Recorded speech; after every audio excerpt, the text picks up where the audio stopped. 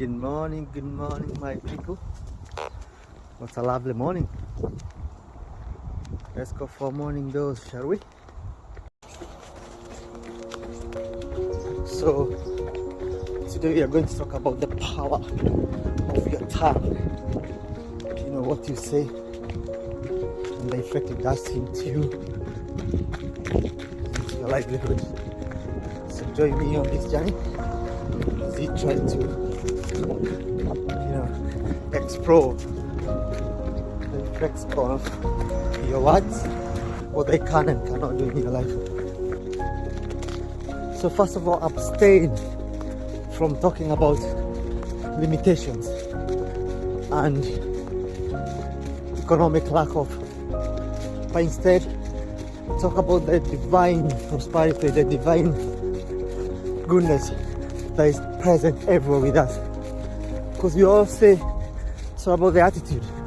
What you see and how you see things changes the way you act, changes the way things come to you.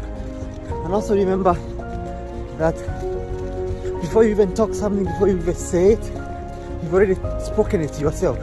So you've already said it within yourself. So it's very, very important to be positive minded, positive thinker because whatever you speak is an outward expression of your inward feelings.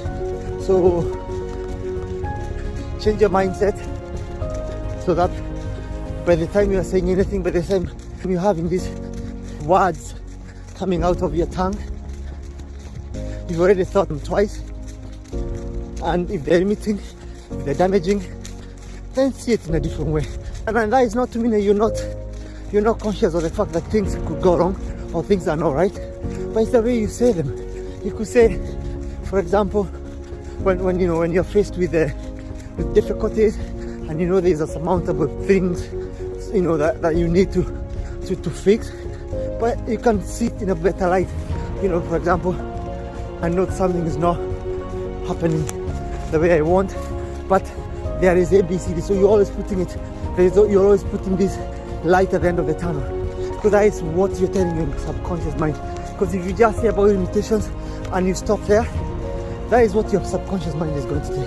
Because your subconscious mind is like a seed, it's like a soil. It doesn't matter what you plant, what you put in it, it will germinate it. Whatever you put in the soil and you water it, because that is what we do with our power of tongue. You say an idea, you keep thinking about it, you keep talking about it, you're watering it.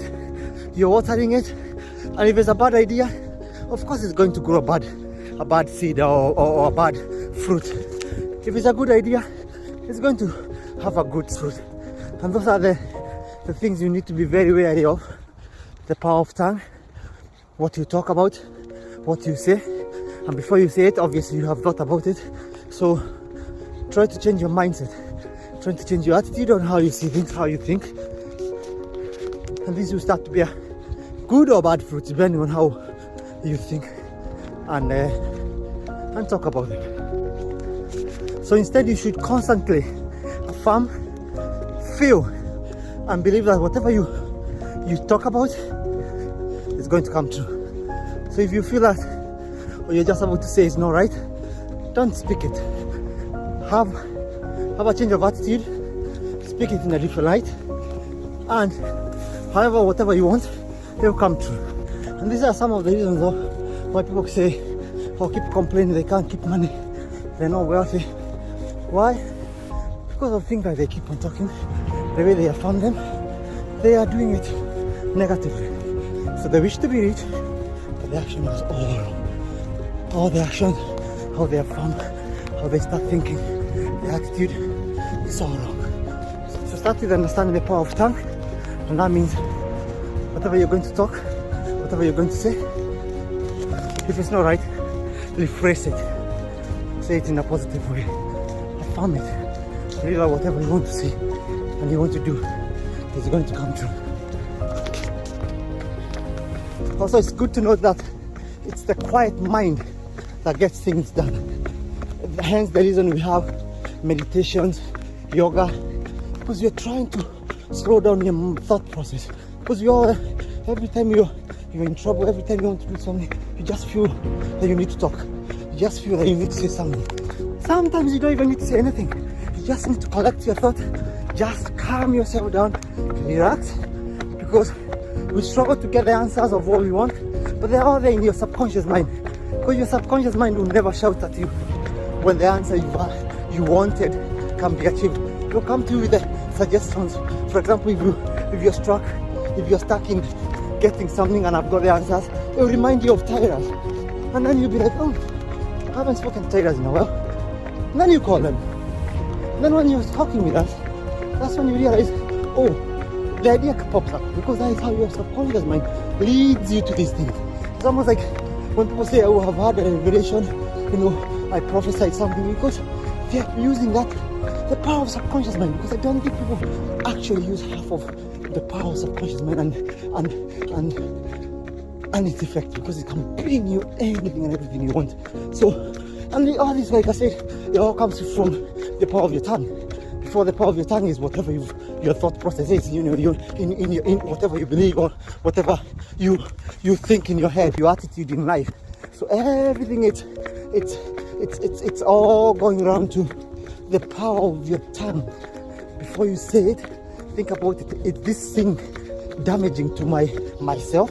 If I'm saying something ill about someone else, is that something damaging? What value is it going to add to my life? If it's not going to add any value, what's the point of damaging it to yourself? Because whatever you start thinking or wishing other people, they'll come back to you. Or that energy, you start taking that energy to everyone else. So the power of your tongue is very important. It's very important to be cautious and conscious of what you're saying, because whatever you tell someone, you've already told it to yourself. And if you think you're telling someone something nasty, then don't do it, or change the way you say it. And finally, the power of your tongue. If you wish to amass wealth, because we all want to be rich, we all want to have a good life, we all want to have money, then this should reflect on what you say and how you say it. And also remember, you don't have to wait to have a lot of money to start giving, or you don't have to have a lot of money to start letting it flow through you. The key word is to let the money flow through you. And this is why people get deceived. You don't get the money and keep it. The money comes and goes. You should be a medium. But how the difference is, the difference between the haves and have-nots is the haves finds a better use of using this money when they become a medium. The money comes through you and quickly you dispatch it. So for example, I can have money now and I think of buying junk. The money has still come through me, but it has gone. And then another person, wise person, comes, gets the money the same amount or even less, and then they invest it.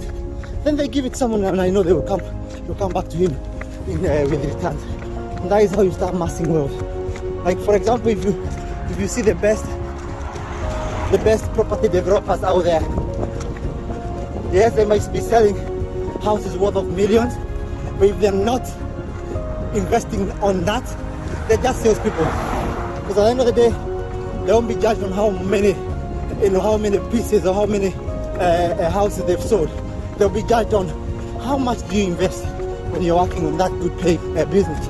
So it's not about you keeping the money and just putting them in the bank.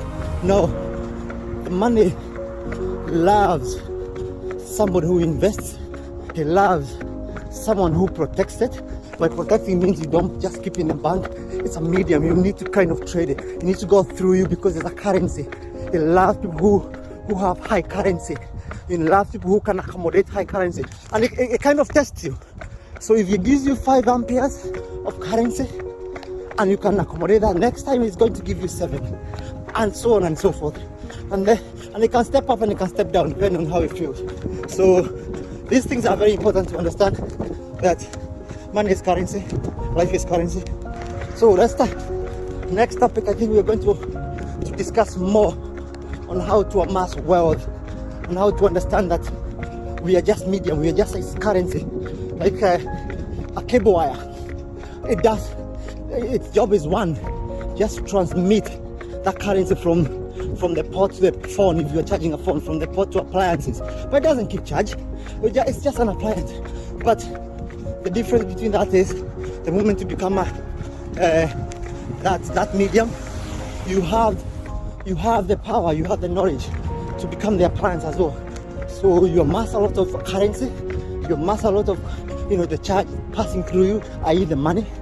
But then at the same time, you still have the power to know where you need to direct this currency to.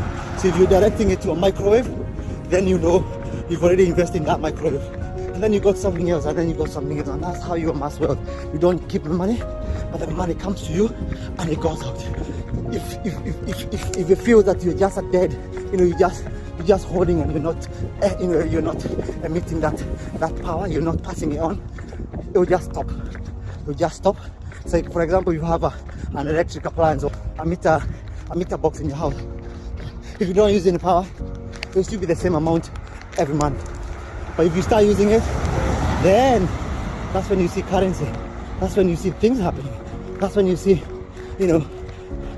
progress. And that's how you amass wealth. So money will go through. If there's a mad demand for the currency, i.e. you put a bigger appliance, the currency will increase because you have the capacity. If you don't have the capacity, it blows up. And there's no difference between that and life. Have a nice day, folks.